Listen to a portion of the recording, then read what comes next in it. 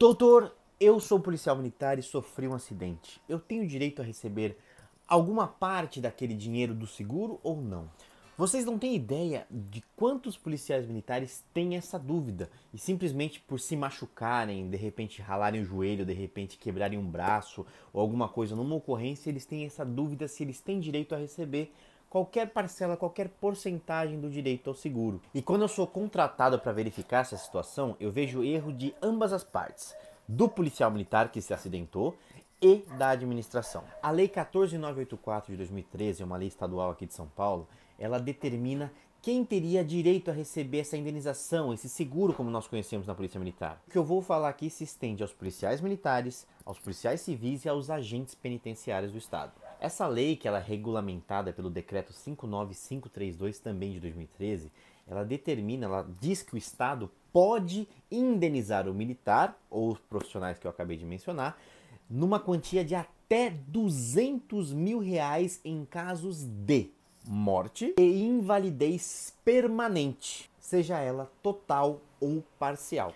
Casos de morte não geram tantas dúvidas, mas em casos de invalidez geram. Porque quando nós falamos de invalidez, nós não estamos falando de um simples machucado, um simples ferimento. O acidente deve causar uma certa invalidez no policial, no agente de segurança.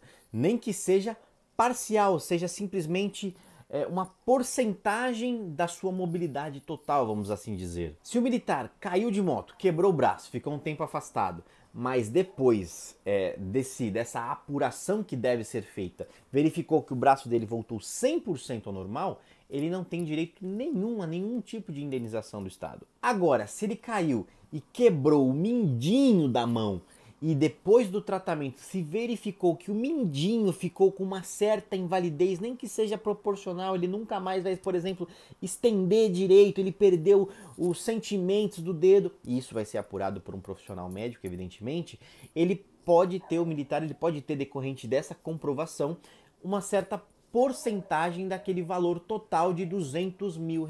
Porque, como eu disse, os 200 mil é em caso de morte ou invalidez total. Agora, quando a invalidez é parcial, como por exemplo do caso que eu disse do mindinho, se segue uma tabela da SUSEP para verificar qual é a porcentagem daquele valor de 200 mil que vão ser pagas. E aqui vocês têm uma ideia dessa tabela que eu falei para vocês, essa tabela da SUSEP aqui, ó. Aqui em caso, a invalidez total, perda total da visão de ambos os olhos, a indenização é 100%. Aí você tem aqui, ó, perda total do uso de ambos os pés, é 100% do valor de 200 mil. Agora, parcial, veja, perda total da visão de um olho, é 30% do valor de 200 mil que eu tinha falado. Você tem aqui, por exemplo, vamos lá no caso do mindinho aqui, ó. Cadê? Ó, perda total do uso de um dos dedos mínimos ou um dos dedos médios, é 12% do total. Quanto que é 12% aí de 200 mil reais, tá vendo? Então, a partir daí você já tem mais ou menos como funciona esse pagamento. E o erro que eu falei dos Mikes, quando eles avaliam essa situação, inicialmente é esse. Eles acreditam que qualquer tipo de machucado, qualquer tipo de acidente vai render a eles algum tipo de seguro. E não é assim. Precisa ser apurado se houve invalidez total ou parcial de algum membro do corpo.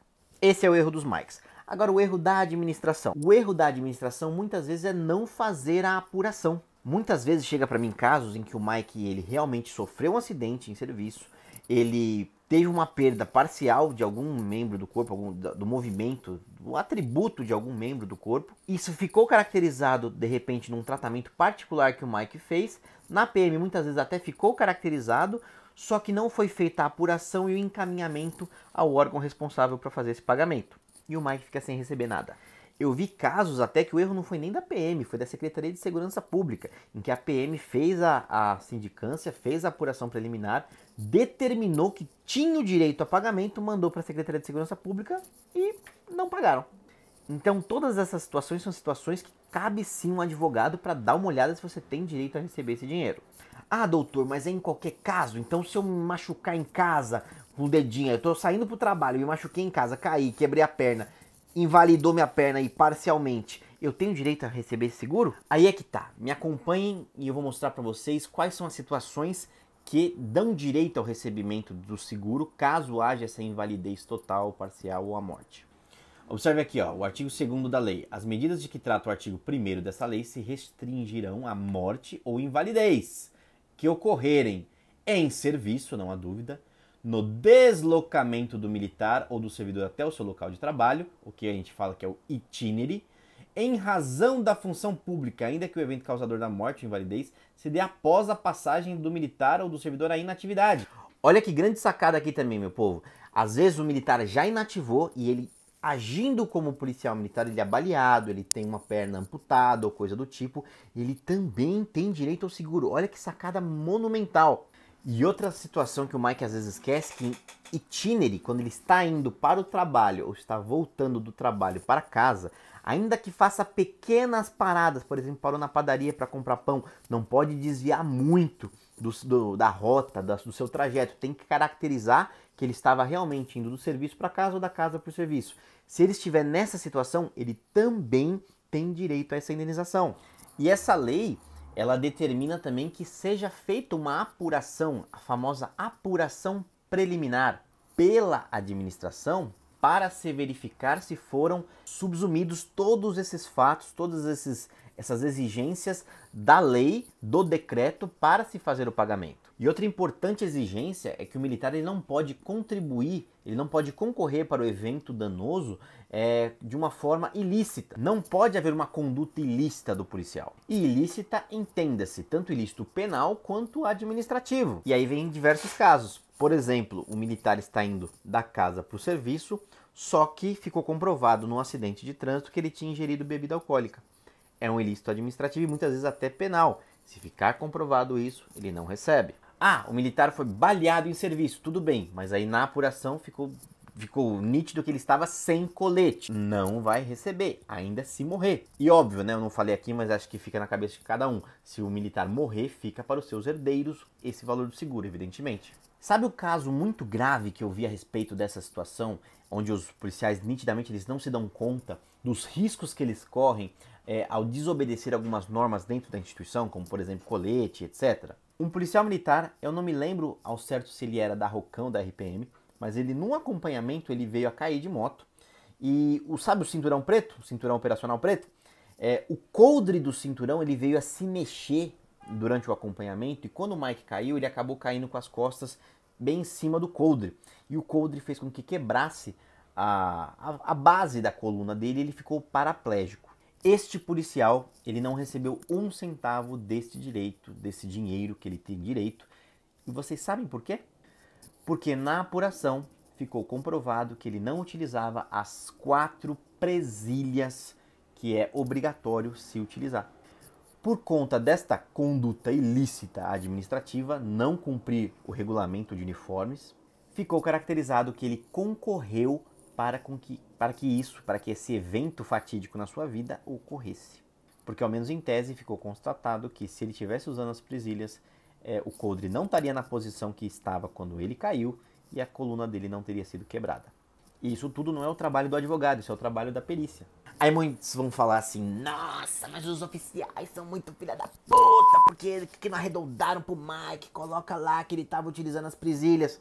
Povo, muitas vezes tem filmagem no local, tem câmera, tem testemunhas civis, tem uma série de outras coisas que se os oficiais, quem fez a apuração, colocar informações mentirosas em documentos públicos, eles vão responder criminalmente. Então nunca conte que os outros vão arredondar a sua besteira. Porque muita gente que fala, deveria ter arredondado, quando é o seu CPF, muitas vezes você não teria arredondado. Enfim, deu para entender um pouquinho como funciona esse recebimento do seguro? Se você ou alguém que você conheça está passando por essa situação, não recebeu nada, não tem nenhum posicionamento, consulte um advogado e corra atrás. Há muitos casos em que ou a falha é do Mike, que corre atrás do direito sem realmente ter esse direito, ou muitas vezes é da administração, e não só da Polícia Militar, às vezes é em nível de Secretaria de Segurança Pública, em que o direito ficou comprovado ou por falta de apuração ou vontade, o pagamento não foi feito.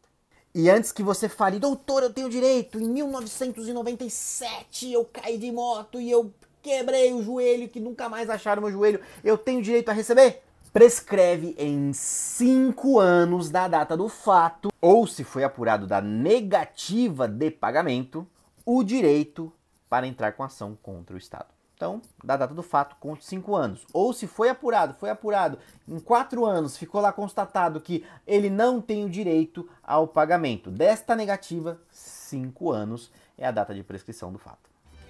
Até o próximo vídeo.